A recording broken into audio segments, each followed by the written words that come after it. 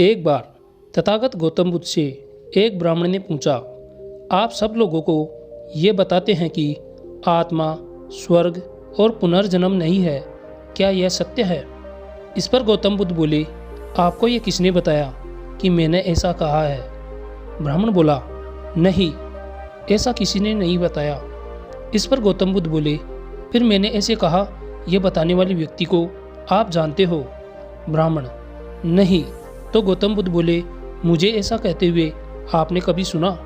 इस पर ब्राह्मण बोला, नहीं तथागत, पर लोगों की चर्चा सुन के ऐसे लगा।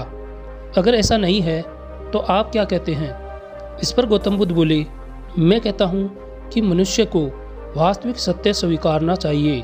इस पर ब्राह्मण बोलता है, मैं समझा नहीं तथागत, कृपया सरलता से बताइए।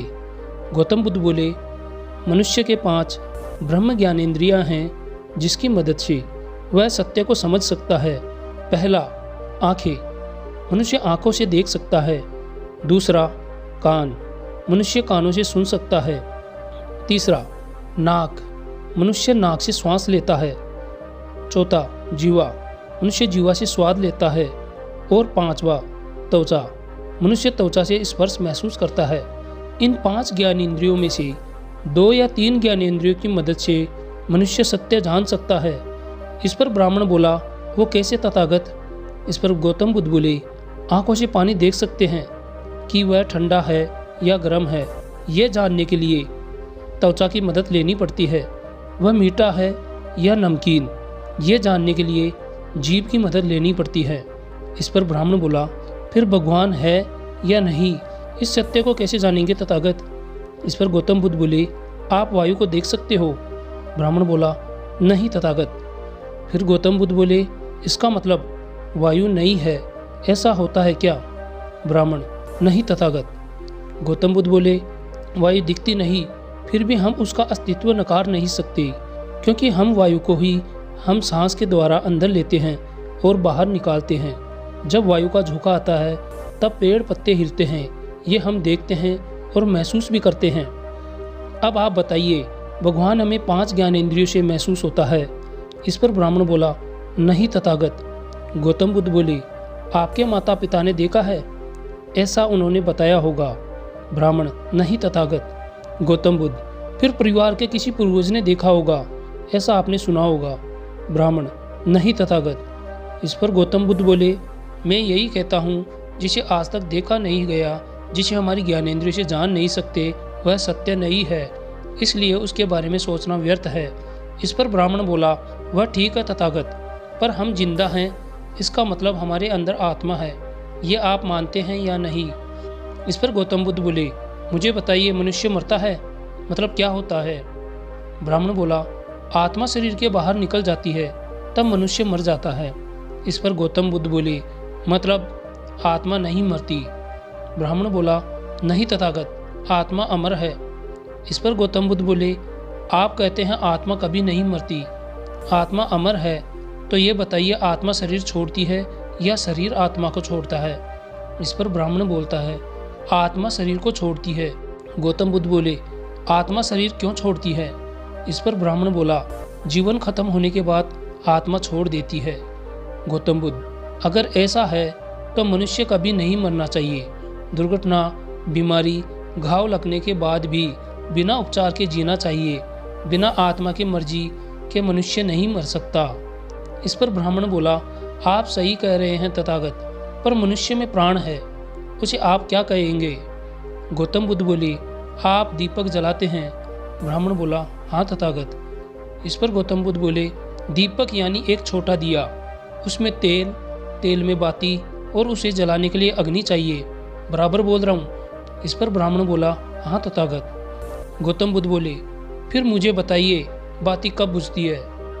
ब्राह्मण बोला, तेल खत्म होने के बाद दीपक बुझता है तथागत। गौतम बुद्ध बोले, और?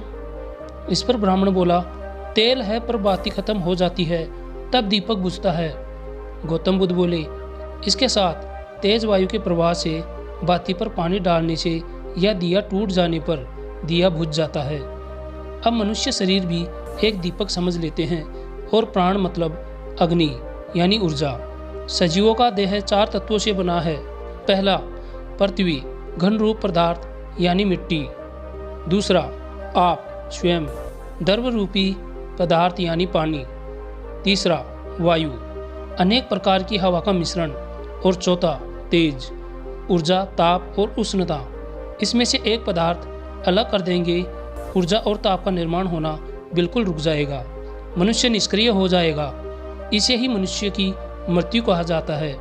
इसलिए आत्मा भी भगवान की तरह अस्तित्वहीन है। यह सब चर्चा व्यर्थ है, इससे धम्म का समय व्यर्थ हो जाता है।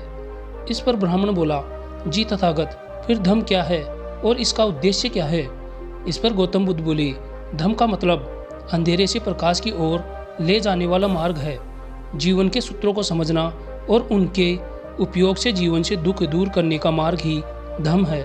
प्रकृति के नियमों की समझ और उसके हिसाब से जीवन के दुखों का समाधान मार्ग धम्म है। प्रकृति की पूजा से धम्म नहीं है। धम्म जिज्ञासाओं को काल्पनिक धार्मिक कहानियों द्वारा मारना नहीं। धम्म जानने का खोजने का नाम विज्ञान है। धम्म का आधार अनुभव है, आस्था या अंधभक्ति नहीं।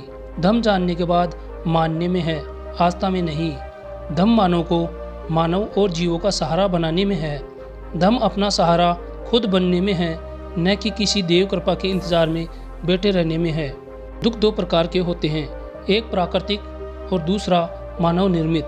प्राकृतिक दुख का इलाज तो आपके तथाकथित ईश्वर के पास भी नहीं, वो भी रोकने में असमर्थ है। तो फिर ईश्वर भक्ति क्यों? धम्म मानव निर्मित दुखों का समाधान है।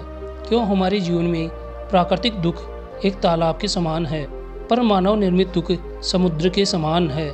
मतलब दुखों का सबसे बड़ा हिस्सा मानव निर्मित है, जैसे सामाजिक जातिगत बंटवारा, असमान आर्थिक बंटवारा, गलत राजनीति, गलत व्यक्तिगत आदतें, बीमारियां, धार्मिक सोच, चलन और दमन आदि। धम्म का प्रथम सूत्र है, हर चीज से बड़ा है न्याय। तथाकथित ईश्वर से भी बड़ा न्याय व्यवस्था ही धम्म है। क्या गुलामी और शोषण के बदले आप ईश्वर लेना चाहोगे? जन्म से मृत्यु के बीच सभी जीवों का जीवन सुख में बनाना ही धम्म का अंतिम लक्ष्य है। इस पर ब्राह्मण बोला, मैं धन्य हुआ, आपने मेरी आंखें खोल दी। आपसे बात करके मेरा धार्मिक ज्ञान का श्रेष्ठता का अहंकार जाने कहाँ गायब हो गया। बड़ा मुक्त और हल्का महसूस कर रहा हूँ। अपना पराया का भ्रम दूर हुआ, सब अपने से लगने लगे हैं। आपसे ज्ञान प्राप्त कर मेरा जीवन धन्य हुआ।